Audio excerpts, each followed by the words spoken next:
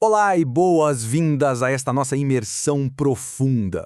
Hoje a gente vai mergulhar de cabeça em uma das investigações históricas mais densas, brutais e fascinantes já escritas. Se você tem aquele interesse ávido por história, economia política ou sociologia e quer entender não só o quadro geral, mas também aquelas minúcias que formaram a base do nosso mundo moderno, prepare-se porque este conteúdo foi feito exatamente para isso. Nós vamos analisar de forma totalmente rigorosa e imparcial o célebre capítulo 24 do livro 1 de O Capital, de Karl Marx, que fala sobre a assim chamada acumulação primitiva. A ideia aqui é desvendar um verdadeiro segredo. Como, historicamente falando, as bases da nossa produção capitalista foram realmente estabelecidas. Então vamos lá!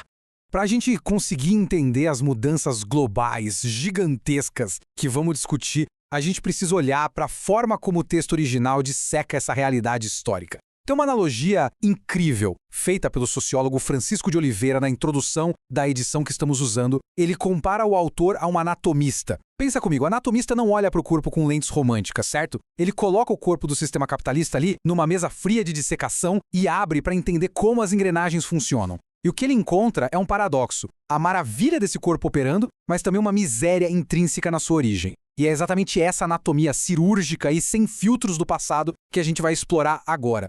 E para organizar a nossa investigação, nós vamos passar por 6 pontos centrais. 1. O pecado original econômico. 2. A expropriação de terras. 3. A legislação sanguínea e disciplina. 4. O mercado interno. 5. A gênese do capitalista. E 6. A parteira da história. Começando pela seção 1, o pecado original econômico. E aqui a gente vai falar sobre o que o texto chama de conto de fadas da economia política. O texto traz um contraste que é carregado de ironia. Pensa no pecado original da teologia. Adão morde a maçã e pronto, o pecado recai sobre toda a humanidade. Na economia política clássica, o autor argumenta que existe um mito muito parecido para explicar a origem da riqueza. Sabe aquela historinha de que, no passado muito distante, existia uma elite super frugal, inteligente e trabalhadora, e do outro lado, uma massa de vagabundos preguiçosos que gastavam tudo o que tinham?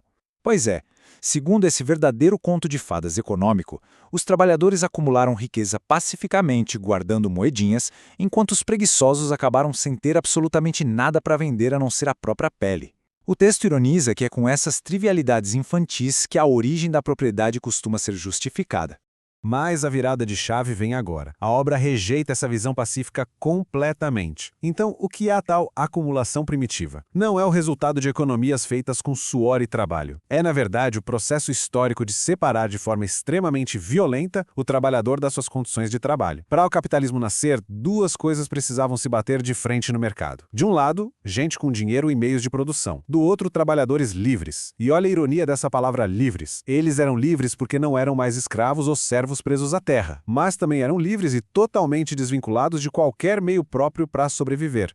É por isso que, na história real, a coisa foi tudo menos idílica e pacífica. O texto é categórico ao afirmar que a conquista, a subjugação, o roubo, o assassinato e a força nua e crua desempenharam o papel principal. A fundação do nosso sistema econômico não foi escrita num diário de poupança. Ela foi gravada nos anais da humanidade com, usando as palavras do autor, letras de sangue e fogo. E isso nos leva à seção 2, a expropriação de terras. Vamos entender como esse roubo se deu na prática lá no campo. Se a gente traçar uma linha do tempo, olhando principalmente para o exemplo clássico da Inglaterra, a gente vê uma escalada sistemática no roubo de terras. A coisa começa lá no final do século XV, quando os senhores feudais simplesmente dissolvem seus séquitos e expulsam os camponeses das terras. Aí no século XVI vem a Reforma Protestante, que deu um impulso gigantesco a isso através do roubo brutal e colossal das terras da Igreja Católica. Os monastérios foram fechados e quem morava lá foi jogado na rua, virando proletário da noite para o dia. E no século XVIII, a coisa muda de figura e passa a ser feita pela própria lei. É a época dos Bills Foreign Closures of Commons, ou os decretos de cercamento. Ou seja, o próprio parlamento criou leis para expropriar as terras de uso comum do povo. E qual era a motivação por trás disso? Lucro, claro. Com o boom da manufatura de lã e o preço da lã indo nas alturas, a nobreza executou um plano brutal. Primeiro, expulsão em massa dos camponeses independentes. Segundo, eles pegaram as terras que antes plantavam comida para as pessoas e transformaram em pastagens gigantes para ovelhas. Sim, as ovelhas literalmente tomaram o lugar das pessoas. Terceiro, a destruição física das casinhas desses camponeses. E tem um detalhe histórico nas minúcias do texto que é de cair o queixo. Eles removeram deliberadamente uma lei que garantia 4 acres de terra ao redor da casa do trabalhador agrícola. Fizeram isso para garantir que esse camponês não tivesse nenhum quintal para plantar uma horta, cortando qualquer chance dele ser o mínimo independente. O resultado de todo esse processo de expulsão, de roubo de terras comunais e fraudes com terras do Estado foi o deslocamento completo e irreversível da população rural. Criou-se assim uma massa gigantesca de proletários livres, de novo, livres das amarras feudais, mas totalmente privados das condições materiais de existir. Eles foram transformados em pessoas desesperadas que não tinham mais absolutamente nada para oferecer ao mercado, a não ser a sua própria força de trabalho. Chegamos à seção 3, legislação sanguinária e disciplina. Porque a grande pergunta é, o que aconteceu com toda essa multidão que foi jogada nas ruas? Acontece que a indústria nascente não conseguia absorver toda essa gente expulsa do campo na mesma velocidade. Inevitavelmente, uma multidão se transformou em mendigos, vagabundos e ladrões para tentar não morrer de fome. E a resposta do Estado? Foi o que o texto chama de legislação sanguinária. As minúcias descritas são quase um filme de terror. A lei mandava açoitar severamente quem fosse pego vadiando. Marcavam a pele dessas pessoas com um ferro quente, um V de vagabundo ou um S de escravo. Quem se recusasse a trabalhar nessas novas condições podia ser legalmente escravizado, torturado ou jogado em prisões terríveis. E, além disso, o Estado impunha tetos máximos de salário por lei, ou seja, era proibido pagar mais do que um valor X, garantindo o lucro máximo de quem comprava o trabalho. Era o terror de Estado puro e simples para enquadrar as pessoas na disciplina do trabalho assalariado.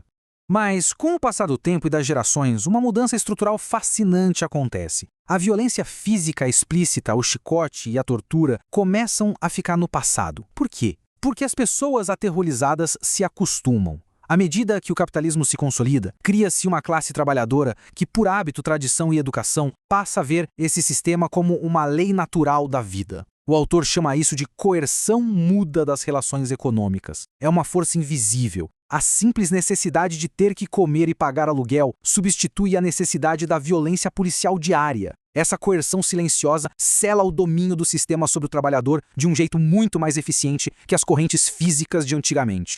Passando para a seção 4, o mercado interno.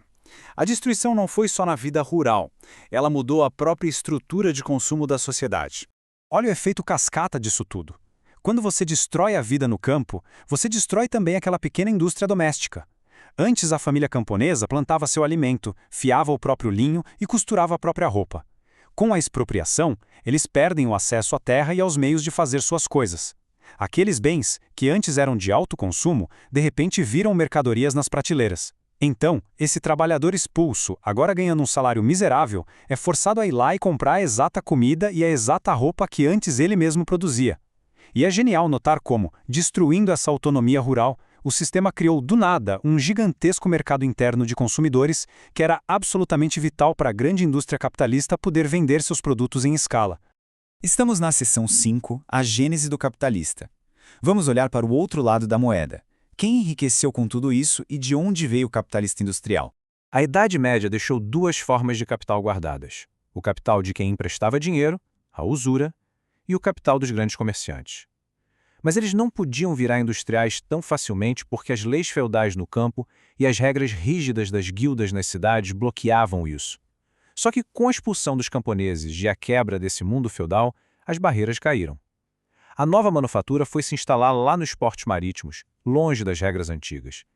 E foi aí que aquele dinheiro acumulado do comércio encontrou um oceano de proletários desesperados prontos para serem explorados. Esse casamento gerou uma concentração de riqueza rápida, brutal e sem precedente.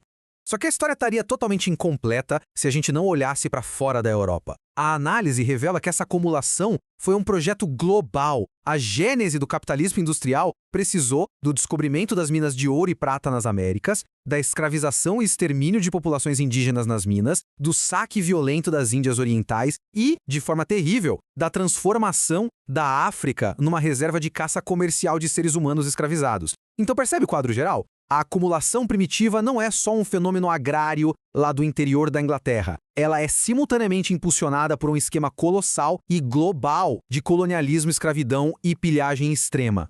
E assim chegamos à seção 6, a parteira da história. Como todas essas violências soltas se amarraram no final. No finalzinho do século XVII, a Inglaterra pegou todos esses métodos diferentes de acumulação e sistematizou isso de forma institucional. Eles criaram 4 grandes pilares: o sistema colonial, o sistema da dívida pública, o moderno sistema tributário e o sistema protecionista. E a chave para entender isso tudo é que todos eles usaram a força colossal do Estado. A obra define o Estado como a violência concentrada e organizada da sociedade. O capitalismo não brotou no mercado livre e pacífico. O Estado agiu como uma verdadeira estufa artificial, acelerando e forçando a transição do feudalismo para o sistema do capital.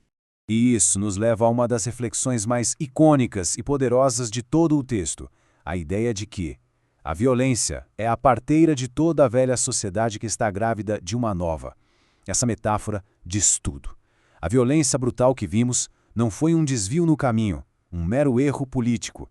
A violência foi a força criadora fundamental.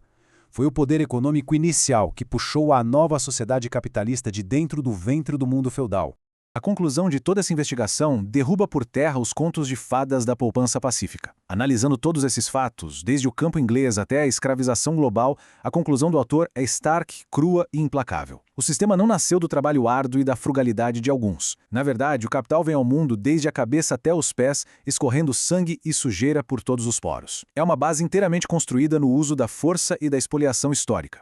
E para fechar esta nossa explicação visual profunda, queremos deixar uma provocação. Se a fundação do sistema global foi construída em cima dessa acumulação primitiva e dessa violência estrutural, onde é que a gente ainda pode ver os ecos dessas forças hoje?